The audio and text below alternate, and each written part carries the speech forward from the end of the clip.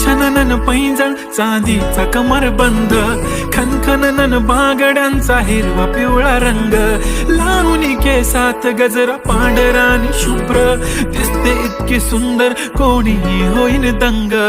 काळी बिंदी काळी कुर्ती घालून आली ती, बोलली अहो भेटाना नदीच्या काठीशी, होले होले आली ती माझ्या पाठीशी, बोलली अहो भेटाना नदीच्या काठीशी.